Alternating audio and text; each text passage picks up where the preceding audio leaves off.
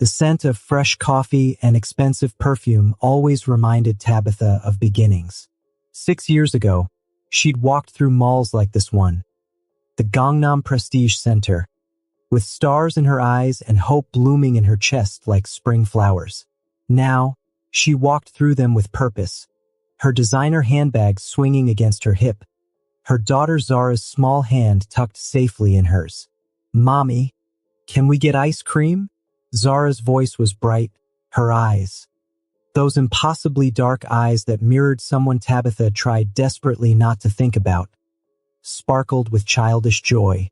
"After we checked the fabric samples at the store, baby girl," Tabitha replied. Her voice warmed despite the exhaustion that clung to her bones. Running in noir elegance, her boutique that had become the talk of Seoul's fashion district was no small feat, especially not as a single black woman in Korea, especially not as a mother doing it all alone. They rounded the corner past the luxury watch store, and that's when time stopped. Just for a second, just for a heartbeat. A man stood near the fountain, his back to her, but something about the slope of his shoulders, the way he tilted his head slightly to the left when he was thinking. Tabitha's breath caught in her throat like a trapped bird. No, couldn't be. The man turned slightly, and she saw the sharp line of his jaw, now decorated with what looked like the edge of a tattoo creeping up from beneath his collar. His hair was different, styled back instead of the soft, gentle way he used to wear it.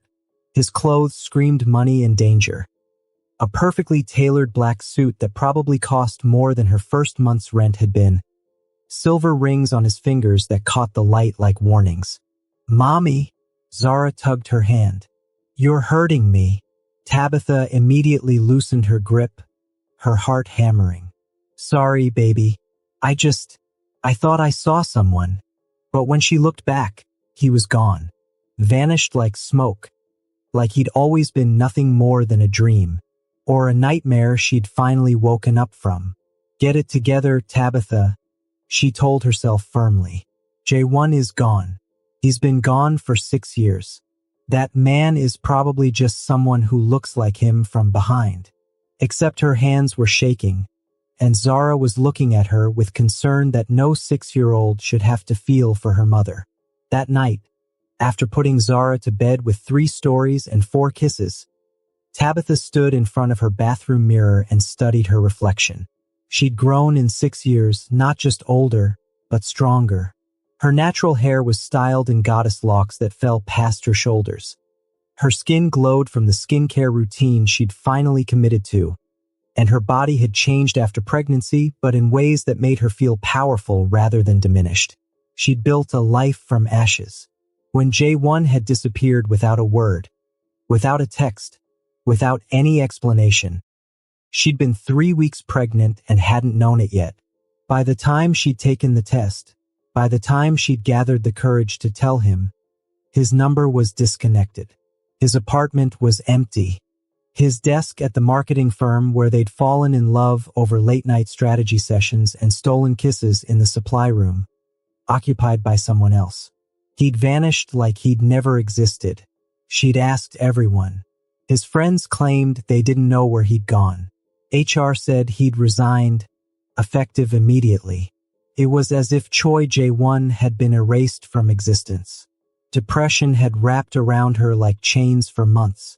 But then Zara had been born, screaming and perfect and alive, and Tabitha had made a choice. She would not let his abandonment define her story. She would write her own ending. And she had. Noir elegance was proof. Her daughter's laugh was proof. Her peace, hard-won and precious, was proof.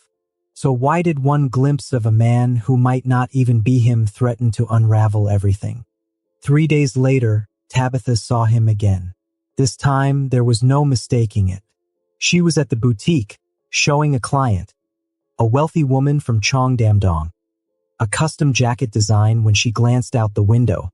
Across the street, leaning against a black Mercedes that looked like it cost more than her entire year's revenue, was Jae-won. Or the man Jae-won had become. He was talking on the phone, his expression hard in a way she'd never seen before. Even from this distance, She could see the tattoos now, intricate designs that ran up his neck, disappearing into his hairline. His suit was impeccable, but there was something dangerous in the way he carried himself, like a blade sheathed in silk. Two men flanked him, both wearing dark suits and expressions that screamed security, or worse, Ms. Okonkwo? Her client's voice broke through her shock. The jacket. Yes, I'm sorry, Tabitha managed, pulling her attention back, but her mind was spinning, her heart racing. That was definitely him. Definitely J1. But what had happened to him? She finished with her client on autopilot, and the moment the woman left, Tabitha grabbed her phone. Her finger hovered over the contact she'd never been able to delete. My love with a heart emoji she'd added when they'd first started dating. Of course, the number wouldn't work. It never did. But what if she went to him? What if she crossed that street right now and demanded answers? And what would you tell him? A voice whispered in her mind. That he has a daughter? That you've spent 6 years raising her alone? That you loved him so much you almost didn't survive when he left? Tabitha locked her phone and pressed it to her chest. She wasn't ready. Not yet. Maybe not ever. But fate, it seemed, had other plans. Sunday afternoon found Tabitha at Latte World with Zara, who'd been begging for weeks to go on the rides. They were in line for the carousel, Zara's favorite despite being too old for it, she claimed, but secretly still loving it, when Tabitha heard a voice that made her blood run cold and hot all at once. J1 Appa, you never take me anywhere fun. Tabitha turned slowly, her heart in her throat. There he was, 20 feet away. J1, looking annoyed and beautiful and so heartbreakingly familiar despite all the changes. Next to him was a young woman, probably early 20s, dressed in designer everything and pouting dramatically. You said you wanted to come here, Mina. We're here, he replied. His voice deeper than Tabitha remembered, but still with that same slight rasp that used to make her shiver. They were walking in Tabitha's direction. Move, her brain screamed. Take Zara and go. Now. But her feet were rooted to the spot. And then, oh God.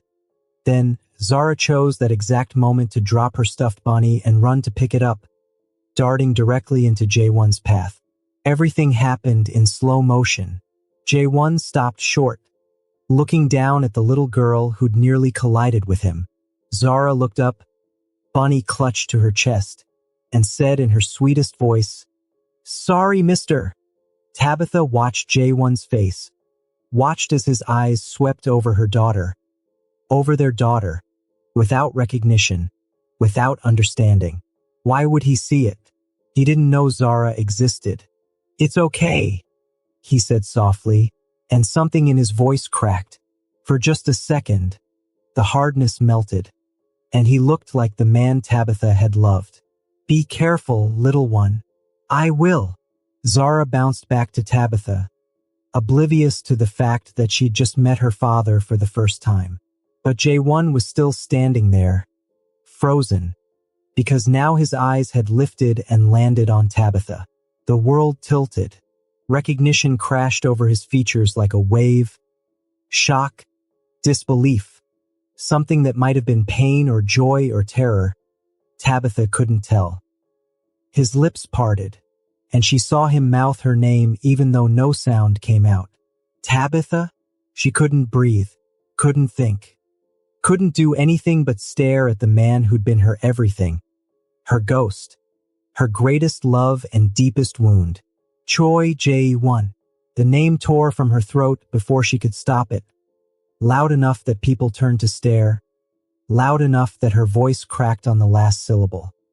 His eyes went wide, and the woman next to him, Mina, looked between them with growing confusion. But Tabitha didn't care about her, didn't care about the people staring, didn't care about anything except the fact that he was here, he was real, and he'd left her without a word. Jaewon took a step toward her, his face a mess of emotions she couldn't parse. Tabitha, he said again, and this time his voice worked, rough and wrecked. You're really here. Mommy?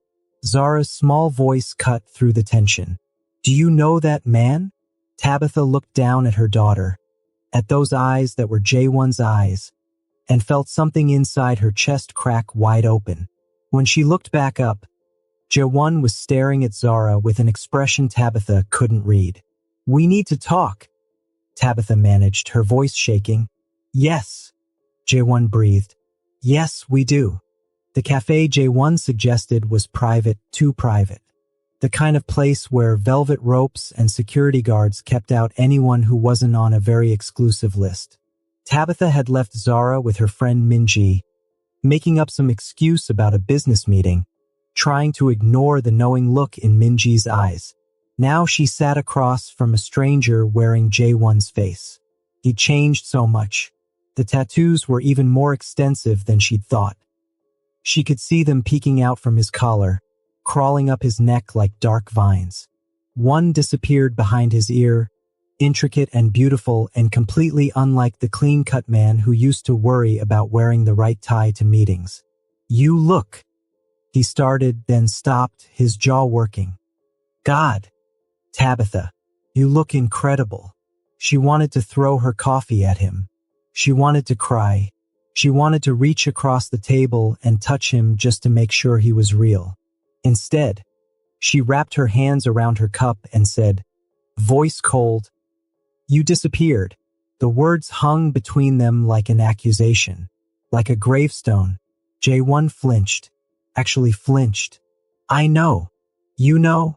Tabitha's voice rose despite her best efforts. You know? That's all you have to say? You vanished, J1. 6 years ago. No call, no text, no explanation. Your phone was disconnected. Your apartment was empty. I thought.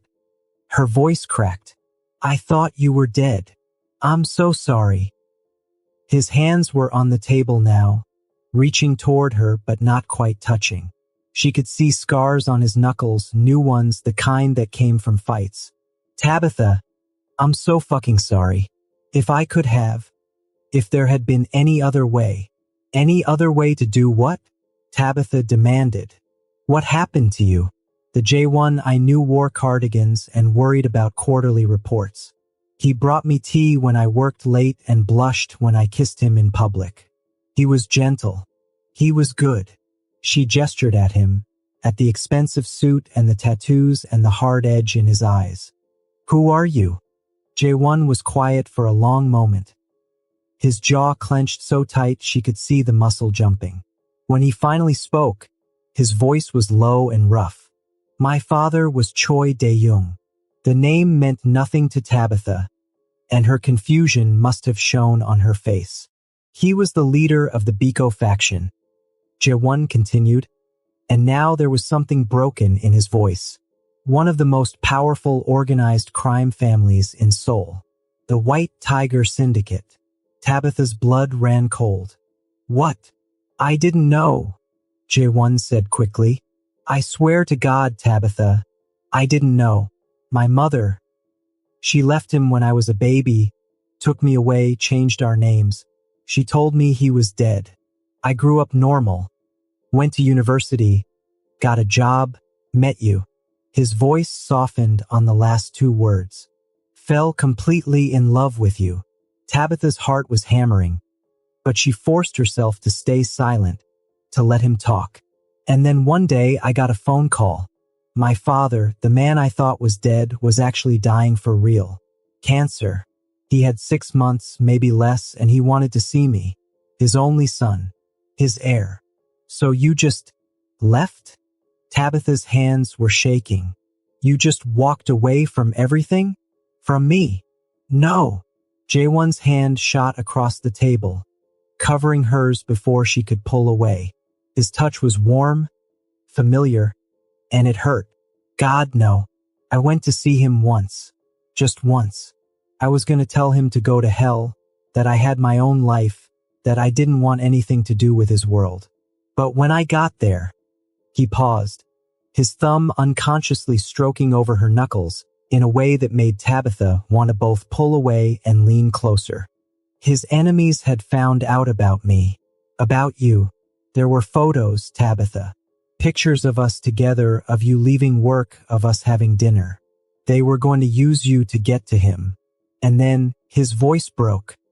And then they were going to kill you anyway, just to hurt him.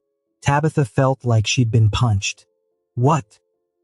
I had one choice, Jaewon said, and now his eyes were bright with unshed tears.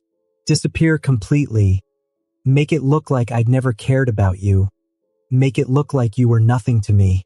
Let them think they were wrong, that you weren't important. Or let them kill you. The cafe suddenly felt too small, the air too thin. So I left, Jaewon whispered. I changed my number, emptied my apartment in one night, quit my job.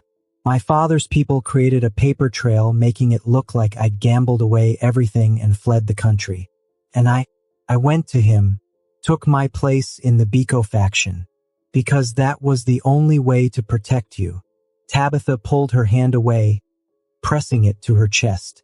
Her heart felt like it was trying to break through her ribs. You could have told me. You could have. They were watching you, Jaewon interrupted, his voice fierce. For months after I left, they watched to make sure you weren't a threat, that you really meant nothing. If I'd contacted you, if I tried to explain, they would have killed you. I had to make them believe you were just another girl I'd gotten bored with.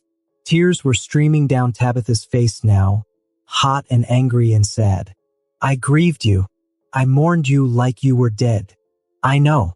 God, Tabitha, I know, and it killed me. Every day for 6 years, it killed me. But you were alive. You were safe. And that was all that mattered. And now, Tabitha demanded. What's changed? Why are you still here, walking around Seoul with bodyguards and tattoos and... She waved her hand at him. All of this. Jaewon's expression hardened. My father died 4 years ago, and he left everything to me. The Biko faction, all of it. I tried to walk away, tried to dismantle it from the inside, but he laughed bitterly. Turns out organized crime doesn't work like that. There were people who depended on my father's organization, not just criminals but regular people. Shop owners he protected, families he supported. If I just walked away, there would have been a power vacuum, a war. People would have died. So you stayed, Tabitha said quietly. I stayed. I took over. I made changes, got us out of the worst stuff, drugs, human trafficking. The Biko faction under me is different. We're more legitimate now, but I'm still the leader. I'm still, he gestured to his tattoos. The ink is tradition, marking who I am. I can't take it back. They sat in silence for a long moment.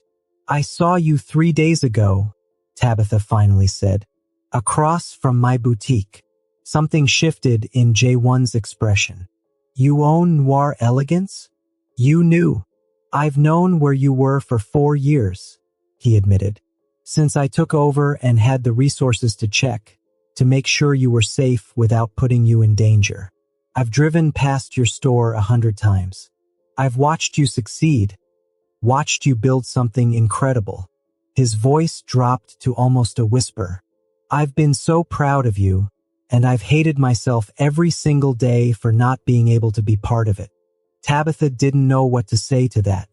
That little girl, Jaewon said suddenly, at the amusement park. She called you mommy. Tabitha's entire body went rigid. This was it. This was the moment. Yes, she managed. She's beautiful, Jaewon said softly. How old is she? Don't answer. Change the subject. You don't owe him this. But Tabitha had never been good at lying, especially not to him. 6, she whispered. She watched him do the math, watched the exact moment it clicked. His face went white, then red, then white again. 6, he repeated, his voice hollow. Tabitha, that little girl. When's her birthday? September 15th, Tabitha said, and each word felt like pulling out her own teeth. 3 weeks after you disappeared. Jae-won stood so abruptly his chair fell backward with a crash. The security guard at the door started forward, but Jae-won waved him off with a sharp gesture. I have a daughter, he said, and he sounded absolutely wrecked. Oh my God, I have a daughter. For 6 years, I've had a daughter, and you didn't. He turned to her, his eyes wild. Why didn't you tell me? Tell you? Tabitha stood too, anger flooding through her like fire. How was I supposed to tell you? You were gone, Jae-won. And then when I found out you were alive, when I saw you at that mall, you were surrounded by bodyguards and danger and everything you just told me about. Was I supposed to walk up and say, hey, remember me? Surprise, you're a father. Want to meet your daughter and put a target on her back? The truth of it seemed to hit him like a physical blow. He stumbled back a step. Her name, he said hoarsely. What's her name? Zara. Zara. He said it like a prayer, like a benediction. Does she know about me? She knows her father had to go away before she was born, Tabitha said carefully. She knows he didn't leave because he didn't love her. She's asked questions, and I've done my best to answer them without. She gestured helplessly. Without this. Jae-won was pacing now, his hands in his hair. I missed everything. Her birth, her first steps, her first words. 6 years, Tabitha. I know, Tabitha said, and her voice was gentler now despite everything. I know what you missed. I was there. He stopped, turned to face her. I want to meet her, properly. God. I don't even know what I want. I want to know her. I want her to know me. He broke off, his voice cracking. Jae-won, Tabitha said slowly. You just told me you're the leader of a crime syndicate, that people were willing to kill me to get to you. And you think I'm going to just... What? Let you into her life? Let you put her in danger?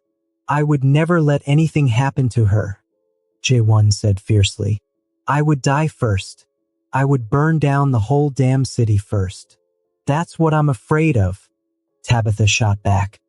They stared at each other across the wreckage of 6 years and all the words left unsaid. Finally, Jae-won spoke, his voice low and intense. The Biko faction is different under my leadership. Legitimate businesses, protection that actually means protection, no drugs, no trafficking, no unnecessary violence. I've made enemies because of the changes I've made, but I've also made it safer. I can protect you both. I can. This isn't about what you can do, Tabitha interrupted. This is about what's best for Zara. And I don't know if that's having a father who's marked with tattoos that announce to the world who and what he is. The words were cruel and she saw them land. But she didn't take them back. I understand, Jae-won said quietly. I do. But Tabitha, she's my daughter. I can't just walk away again. Not now. Not knowing. Tabitha closed her eyes. When she opened them, she'd made a decision. One meeting, she said. Supervised. Somewhere public. And if I decide at any point that it's not good for her, you walk away. Tabitha, those are my terms, she said firmly. You left, Jae-won. I raised her alone. I get to decide this. The muscle in his jaw jumped, but he nodded. Okay, yes, anything, whatever you want. Tomorrow, Tabitha said, the park near my boutique, 2 p.m. And Jae-won. Yeah, don't break her heart, Tabitha said, her voice breaking on the last word. I can forgive a lot of things, but if you break her heart, I will never forgive you. I won't, he promised. I swear on everything I am, I won't. Tabitha gathered her purse, her hands still shaking. She made it halfway to the door before his voice stopped her. Tabitha? She turned. I never stopped loving you, Jae-won said quietly. Not for a single day. Tabitha's heart twisted painfully in her chest. But she didn't say it back. Couldn't say it back. Not yet. Maybe not ever. She just walked out into the sunlight and tried to figure out how to explain to her daughter that the father she'd asked about for 6 years was finally ready to meet her, and tried not to think about the fact that part of her, a part she desperately wanted to ignore, had never stopped loving him either.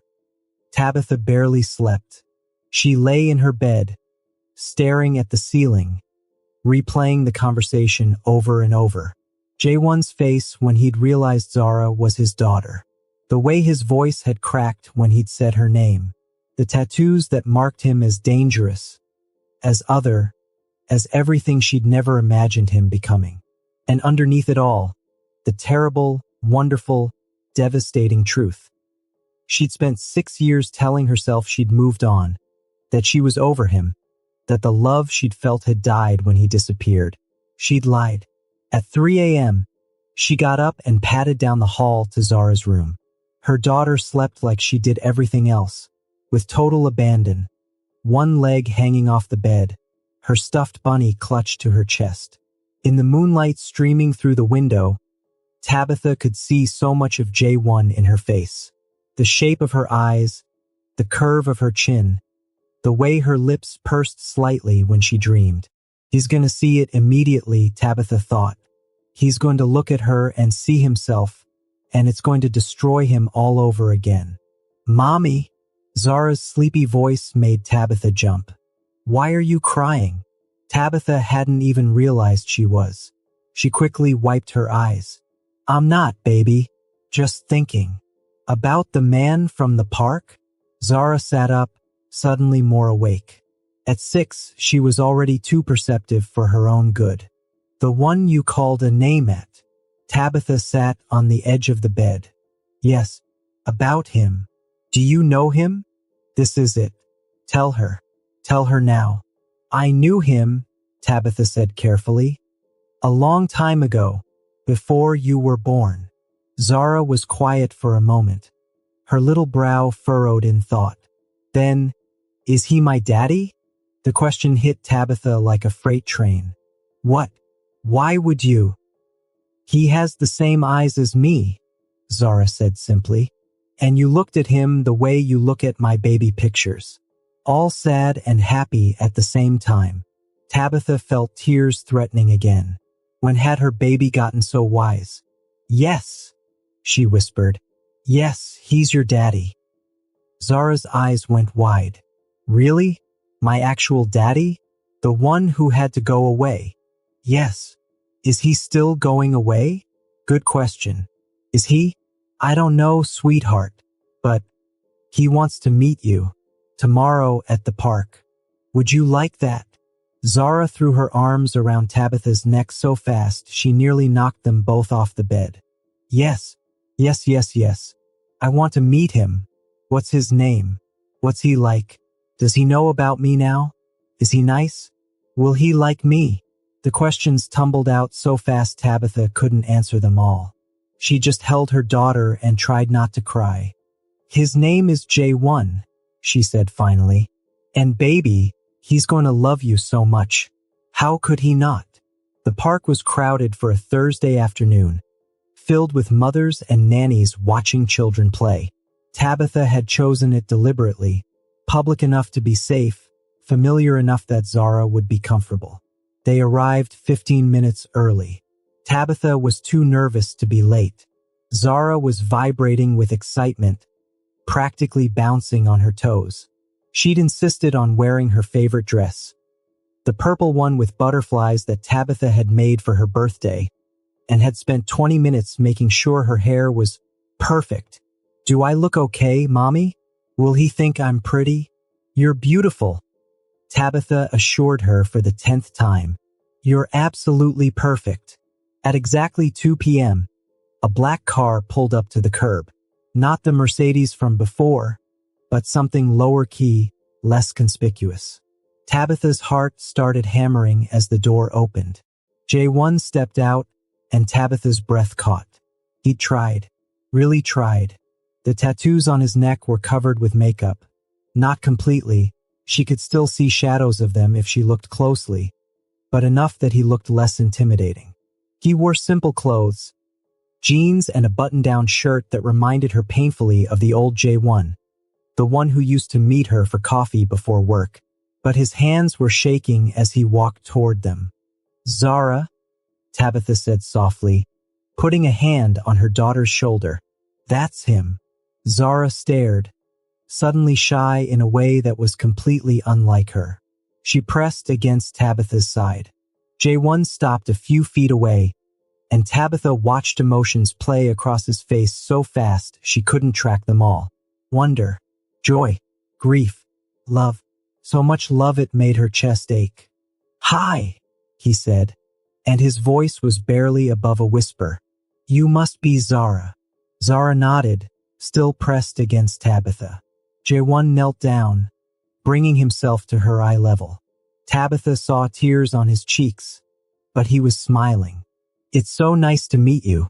I've wanted to meet you for a very long time." "You're really my daddy?" Zara asked in a small voice.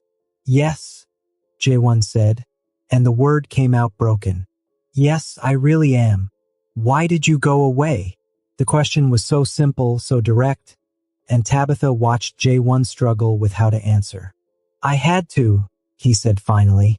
"There were some bad people who wanted to hurt the people I loved, and I had to go away to keep you and your mommy safe. But I thought about you every single day. Even before I knew you existed, I thought about your mommy, and I hoped she was happy and safe." "Did you know about me?" Zara asked. "No," J1 admitted. "I found out yesterday, and it was the best and worst day of my life. Best because I found out I have you. Worst because I realized I missed so much." Zara seemed to consider this. Then, in that mercurial way of children, she announced, "Mommy says you loved her. Do you still?" "Zara," Tabitha gasped. But J1 was looking at Tabitha now, his eyes intense and full of everything they'd left unsaid. "Yes," he said. "I still do. Very much." Tabitha's heart stuttered. "Good," Zara said decisively. "Because Mommy gets sad sometimes when she thinks I'm not looking. And I think it's because of you." "Zara," Tabitha tried again. But Zara had apparently decided that J1 was acceptable. Because she suddenly stepped forward and asked, "Can you push me on the swings? Mommy pushes good, but you're taller. You can probably push me really high." J1 looked at Tabitha, asking permission without words. Tabitha nodded, not trusting her voice. She watched them walk to the swings together, watched Zara's little hand slip into J1's much larger one, watched him carefully help her onto the swing and start to push, gentle at first, then higher as Zara squealed with delight. And she realized, with a clarity that was almost painful, that she had a choice to make. She could hold onto the hurt, the anger, the 6 years of doing it alone. She could protect herself and Zara from the possibility of being hurt again. Or she could be brave. She could take a risk. She could maybe, possibly, believe in second chances. She was still watching them, trying to decide, when a man appeared beside her. He was young, early 20s, wearing an expensive suit and an expression that was carefully neutral. "Ms. Okonkwo." Tabitha tensed immediately. "Who's asking?" "My name is Park Taemin. I'm Mr. Choi's associate, second in command of the Biko faction." The words were delivered matter-of-factly, but Tabitha's blood ran cold. "If you're here to threaten me..." "No." Taemin held up his hands. "God, no. Nothing like that. I'm here to, I don't know. Talk? Explain." "Explain what?" Taemin glanced over at J1 and Zara. "He's been a ghost for 6 years. Did you know that? Not the leaving you part, after. When he took over the faction. He was there, he led, he made decisions, but he was hollow. Like someone had scooped out everything that made him human and left just the shell." Tabitha didn't know what to say to that. "And then yesterday," Taemin continued, "he came back from meeting you and he was alive again. angry and devastated and happy and a complete mess, but alive. And I realized, you're the piece that's been missing. I didn't ask to be anyone's missing piece, Tabitha said sharply. I know, and I'm not here to convince you of anything. I just wanted you to know. The Biko faction under J1 is different. Really different. We don't run drugs, we don't traffic people, we don't hurt innocents. We're mostly legitimate now, protection, some gambling that's technically legal, real estate. J1 has spent 6 years trying to turn his father's legacy into something he doesn't have to be ashamed of. But it's still dangerous, Tabitha said. Yes, Taemin agreed. It is. There are still enemies, still people who want to see J1 fail. But he has good security, good people around him. And if you and your daughter, if you give him a chance, he'll protect you with everything he has. We all will. Before Tabitha could respond, there was a commotion near the swings. A woman was there, the same woman from the amusement park, Mina, and she was talking to J1 with animated gestures, her voice carrying across the park even if Tabitha couldn't make out the words. Zara had stopped swinging and was watching with wide, uncertain eyes. Tabitha was moving before she consciously decided to, Taemin falling into step behind her. Completely insane, Mina was saying as they approached. You disappeared for hours yesterday. You've been distracted all week. And now I find you at a park with some woman and a child? Mina. J1's voice was tight with warning. This is none of your business. None of my... We're supposed to be meeting with the Songpa crew in an hour. You can't just blow off business for... I said it's none of your business, J1 repeated. And now there was steel in his voice that made even Tabitha take a step back. But Mina was either brave or stupid. She turned to Tabitha, her eyes raking over her with obvious disdain.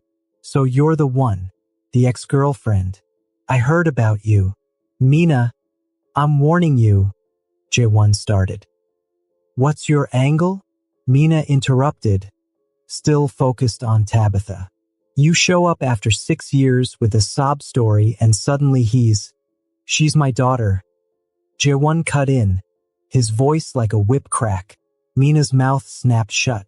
She looked at Zara, really looked at her, and Tabitha saw the moment the pieces clicked together. Oh, Mina said faintly.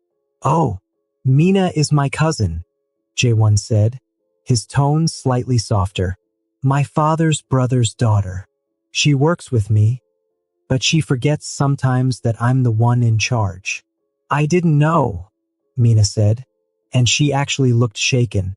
Appa, you never said. I didn't know either, J1 said. Until yesterday. Now you need to leave. I'll deal with the Songpa crew later. But, now Mina. Mina looked like she wanted to argue, but something in J1's expression made her think better of it. She gave Tabitha one more long look, assessing rather than hostile now, and then turned and walked away. The tension that had been crackling in the air dissipated somewhat. I'm sorry, J1 said immediately, turning to Tabitha and Zara. I didn't know she would follow me. I should have been more careful. Is that lady mad at us? Zara asked in a small voice. No, sweetheart, J1 said, kneeling down again. She was just surprised. She didn't know about you yet. But she's not mad. How could anyone be mad at someone as wonderful as you? Zara smiled a little at that. Can we keep swinging? Actually, Taemin spoke up. If I might make a suggestion, my wife owns a cafe about 2 blocks from here. Private garden in the back. Might be more comfortable for everyone. J1 looked at Tabitha. Would that be okay? Tabitha wanted to say no, wanted to take Zara home, back to their safe, predictable life. But Zara was looking at her with such hope, and J1's expression was so carefully neutral while his eyes screamed please. Okay, Tabitha heard herself say, but just for a little while. The cafe J1 suggested was private, too private. The kind of place where velvet ropes and security guards kept out anyone who wasn't on a very exclusive list. Tabitha had left Zara with her friend Minji, making up some excuse about a business meeting, trying to ignore the knowing look in Minji's eyes. Now she sat across from a stranger wearing J1's face. He changed so much. The tattoos were even more extensive than she'd thought. She could see them peeking out from his collar, crawling up his neck like dark vines. One disappeared behind his ear, intricate and beautiful and completely unlike the clean-cut man who used to worry about wearing the right tie to meetings. "You look," he started, then stopped, his jaw working. "God, Tabitha, you look incredible." She wanted to throw her coffee at him. She wanted to cry. She wanted to reach across the table and touch him just to make sure he was real. Instead, she wrapped her hands around her cup and said, voice cold, "You disappeared." The words hung between them like an accusation, like a gravestone. J1 flinched, actually flinched. "I know. You know?" Tabitha's voice rose despite her best efforts. "You know? That's all you have to say? You vanished, J1. 6 years ago. No call, no text, no explanation. Your phone was disconnected. Your apartment was empty. I thought..." Her voice cracked. "I thought you were dead. I'm so sorry." His hands were on the table now, reaching toward her but not quite touching. She could see scars on his knuckles, new ones, the kind that came from fights. "Tabitha, I'm so fucking sorry. If I could have, if there had been any other way to do what?" Tabitha demanded. "What happened to you?" The J1 I knew wore cardigans and worried about quarterly reports. He brought me tea when I worked late and blushed when I kissed him in public. He was gentle. He was good. She gestured at him, at the expensive suit and the tattoos and the hard edge in his eyes. "I want everything I threw away 6 years ago. I know I have no right to ask. I know I hurt you, but I never stopped loving you, and I don't think I ever will." Tabitha's heart was racing. "It's not that simple. I know. You're the head of a crime syndicate. I know. There are people who want you dead, and I'll make sure they never get near you or Zara," J1 said. "I have resources now. Money, security, power. I can protect you both." "That's what I'm afraid of," Tabitha said. "That you'll protect us right into the same world that made you disappear in the first place." J1 was quiet for a long moment. When he spoke, his voice was thoughtful. "What if I told you I'm working on getting out?" Tabitha looked up sharply. "What?" "The Biko faction is mostly legitimate now. Another 2 years, maybe 3, and I can transition everything to people I trust and step back. Not disappear, I'll still have influence, still be connected, but not as the leader. Not as the person with the target on his back." "You can do that?" "I'm doing it," J1 corrected. "I've been working toward it since I took over. I never wanted this life, Tabitha. I took it to protect you, and I've stayed in it because people depended on me. But now I have something more important to protect. Someone more important." He reached across the table, his hand stopping just short of hers. Not touching, but close enough that she could feel the heat of his skin. "I can't give you promises of perfect safety," he said. "I can't pretend my past won't always be part of me. But I can promise you that I will spend every day for the rest of my life trying to be worthy of you both. Of another chance." Tabitha looked down at his hand, at the scars on his knuckles, at the edge of a tattoo peeking out from his sleeve. Then she looked at Zara, who was showing Taemin a flower she'd picked, her face bright with joy. "I need time," she said finally. It's too much to process." 6 years, J1. You can't just show up and expect everything to go back to how it was. "I don't," J1 said quickly. "I know it won't be the same. Can't be the same. But maybe it could be something new. Something better." Maybe, Tabitha allowed, but slowly, very slowly, for Zara's sake. Whatever you want, J1 said. However long it takes. Tabitha finally let her hand move that last inch, let her fingers brush against his. The touch was electric, familiar and foreign all at once. You hurt me, she said quietly. You broke my heart. I know. If you do it again, if you hurt her, I won't, J1 promised. I swear on everything I am, I won't. Tabitha wanted to believe him. God, she wanted to believe him so badly. Okay, she said. We can try. Supervised visits at first. Nothing that will overwhelm her. And we'll see how it goes. The smile that broke across J1's face was like sunrise. Thank you. Thank you, Tabitha. I won't let you down. You'd better not, Tabitha said, but there was no heat in it. Mommy, Daddy. Zara's voice made them both turn. She was standing in the middle of the garden, holding a bouquet of wildflowers she'd collected. Look what I picked. Can we come back here? I like it here. Daddy. J1 repeated the word like a prayer. She called me Daddy. Don't make me regret this, Tabitha muttered, but she was smiling. 2 months later, Tabitha stood in front of Noir Elegance, checking her reflection in the window one more time. The dress she designed for tonight's fashion show was perfect, all flowing silk and strategic cutouts that made her feel powerful and beautiful.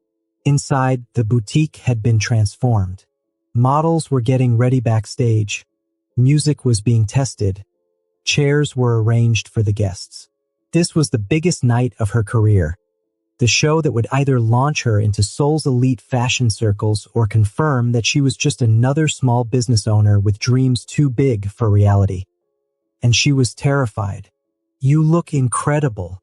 Tabitha turned to find J1 standing behind her, dressed in a suit that probably cost more than some cars. The tattoos on his neck were visible tonight. She'd told him he didn't have to hide them anymore, that Zara knew who and what he was and loved him anyway. You're early, Tabitha said. The show doesn't start for another hour. I know. I wanted to see you before. Give you this. He held out a small box. Tabitha took it, her hands trembling slightly. Inside was a delicate necklace, a silver chain with a small pendant shaped like a white tiger.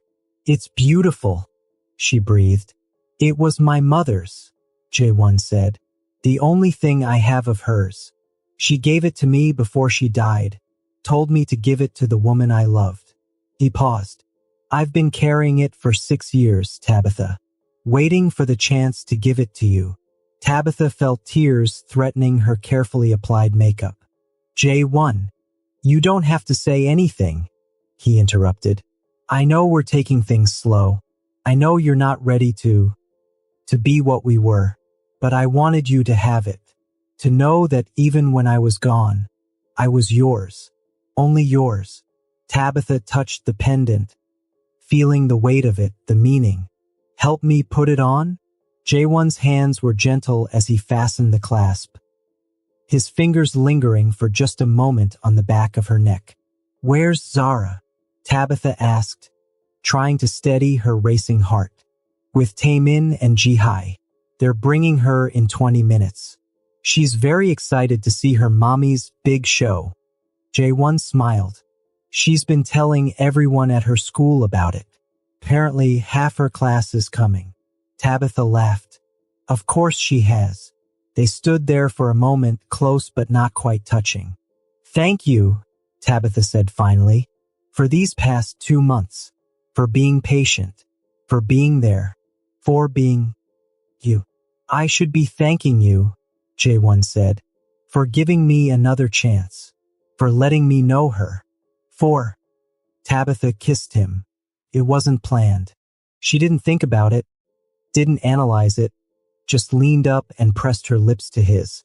It was soft, brief, barely more than a brush of contact. But when she pulled back, J1's eyes were wide and bright. I'm not ready for everything, Tabitha said quietly. Not yet, but I'm not ready either. Does that make sense? Perfect sense, Jaewon said, his voice rough. Good, because I think maybe I never stopped loving you either. Even when I wanted to, even when I tried. Jaewon's hand came up to cup her face, his thumb brushing across her cheekbone. We'll figure it out. Together this time. Together, Tabitha agreed. From down the street, she could hear Zara's excited voice calling, Mommy. And she stepped back, smoothing her dress.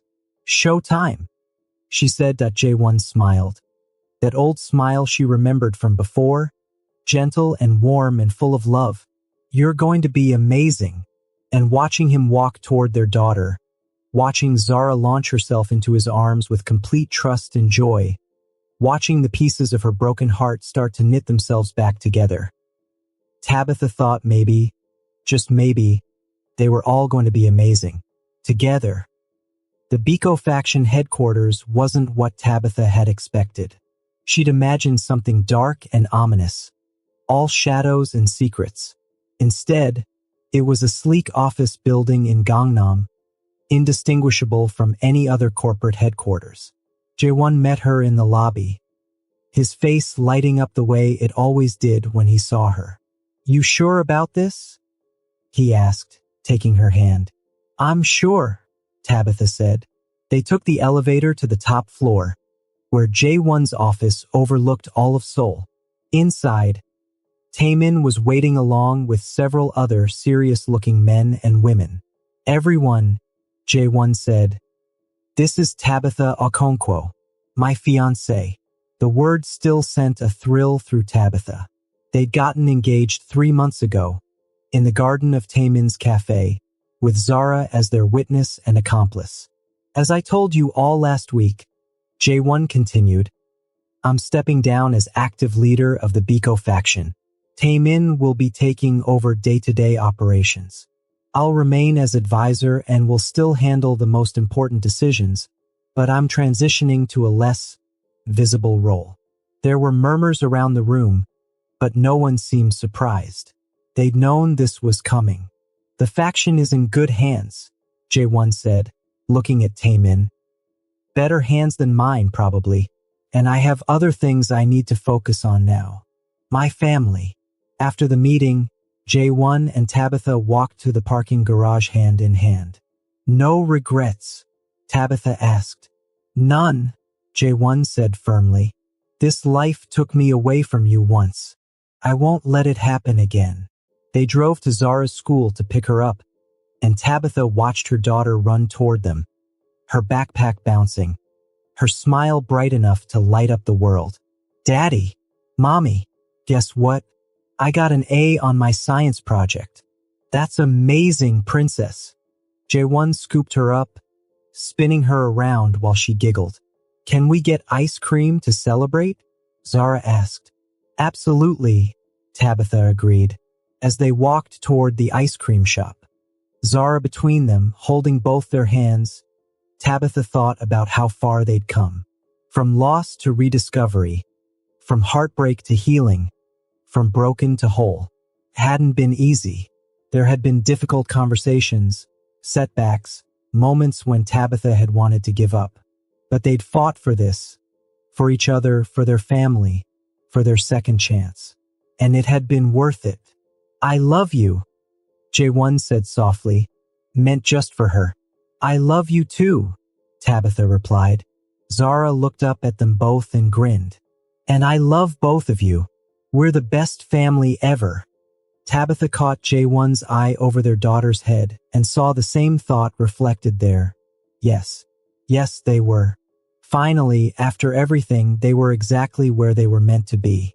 Together. Hello besties, in this story we learned that true love endures through sacrifice, but healing requires courage to trust again. Thank you so much for watching. Kindly like, subscribe and share.